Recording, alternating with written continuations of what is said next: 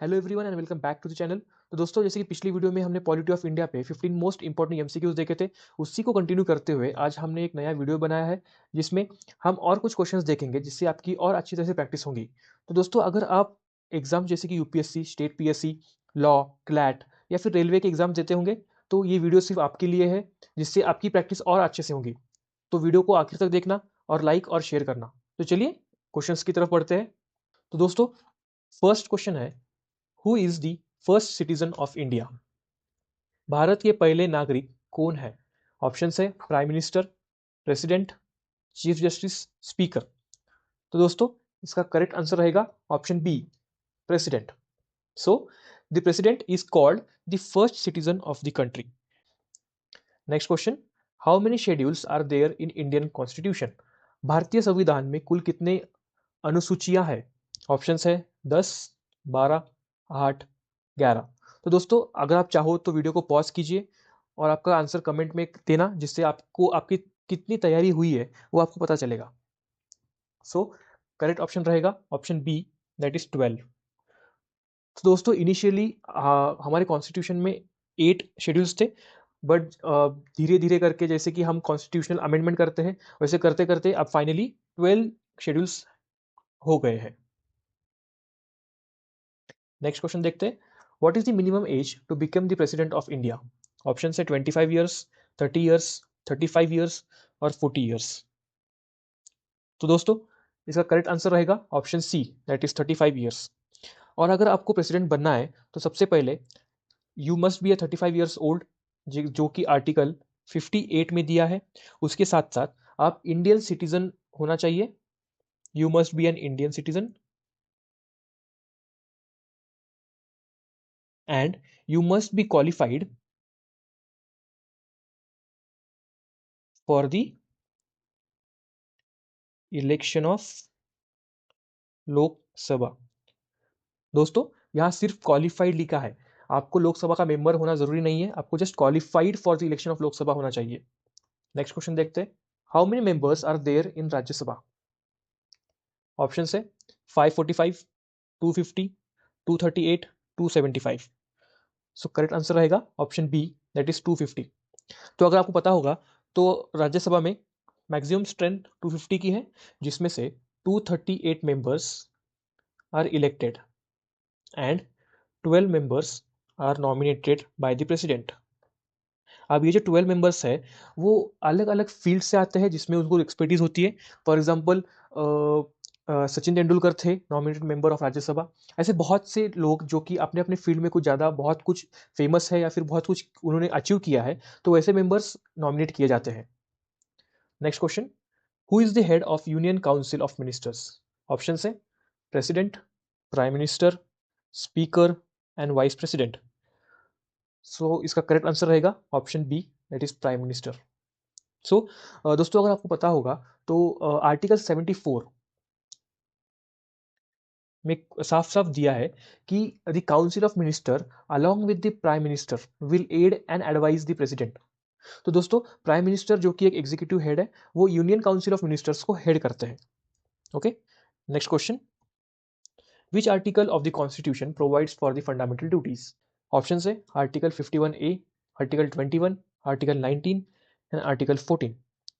इसका correct answer रहेगा article 51A। तो दोस्तों, आर्टिकल 51A में फंडामेंटल ड्यूटीज के बारे में बताया गया है। फॉर एग्जांपल, अगर आपको पता होगा तो हमारे पास टोटल 11 फंडामेंटल ड्यूटीज है, और ये सब duties 42nd amendment act, constitutional amendment act 1976 में ऐड किए गए थे। Next question, what is the minimum age to become a member of Lok Sabha? Lok Sabha सदस्य बनने की न्यूनतम आयु क्या है? ऑप्शन है 18 years, 21 years, 25 years and 30 years. So correct answer रहेगा option C, that is 25 years. So article 84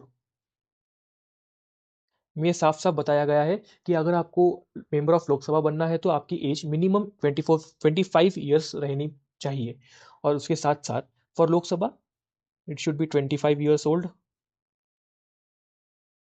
और राज्यसभा के लिए it should be 30 years old. ठीक है दोस्तों, जैसे जैसे मैं आपको बता रहा हूँ वैसे ही आप उसके शॉर्ट नोट्स या फिर कहीं तो लिख के रखिए, जिससे आपको ये बाद में पढ़ने में आसानी होगी। Next question, how many members are nominated by the president to Rajya Sabha? Option है 10, 12, 15, 20। अब दोस्तों ये क्वेश्चन बहुत आसान है, क्योंकि पिछले ही कुछ क्वेश्चन में, फॉर एग्जांपल यहाँ पे हमने डिस्कस किया था कि राज्यसभा में 238 मेंबर्स इलेक्टेड होते हैं और 12 नॉमिनेटेड होते हैं। Therefore the correct answer will be option B, that is 12। Next question देखते हैं, which article of the constitution deals with emergency provisions? संविधान का कौन सा अनुच्छेद आपातकालीन प्रावधानों से संबंधित है? ऑप्शन है 352, 356, 360 एंड ऑल ऑफ दिस। तो इसका करेक्ट आंसर रहेगा option D, that is all of this. तो दोस्तों article 352 tells you about national emergency.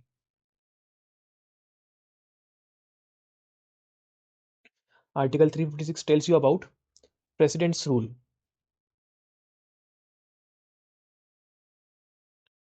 या फिर आप इसको स्टेट इमरजेंसी या फिर कॉन्स्टिट्यूशनल इमरजेंसी भी बोल सकते हैं। उसके साथ साथ article 360 tells you about financial emergency. तो इस प्रकार से ये तीनों ही ऑप्शंस बरोबर है, इसलिए option D is correct, that is all of this. Next question, who was the first prime minister of India? Options Lal Bahadur Shastri, Sardar Patel, Jawaharlal Nehru, Rajendra Prasad.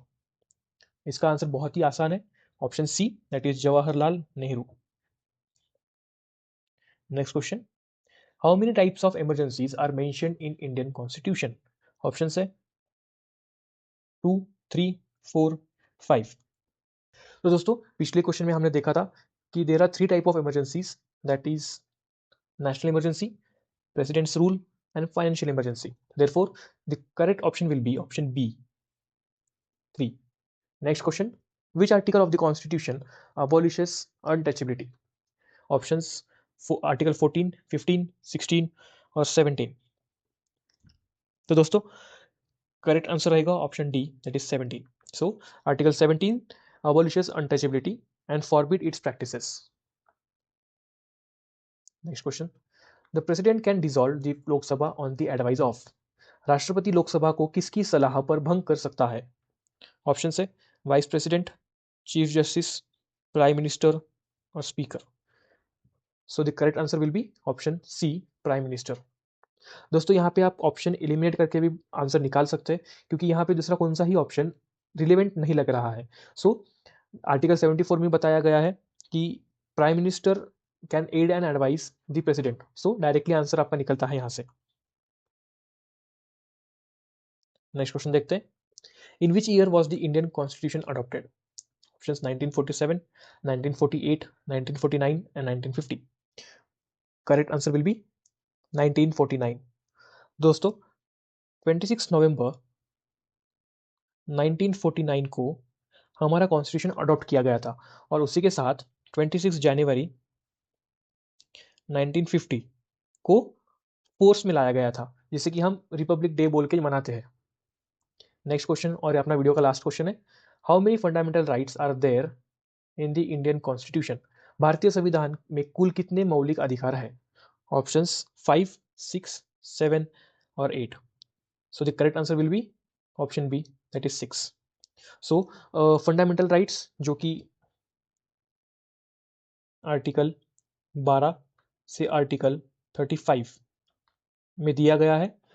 Initially 7 fundamental rights थे, बट 44th अमेंडमेंट एक्ट में जो हमारा राइट टू प्रॉपर्टी था वो हमने निकाला था। Okay, so right to property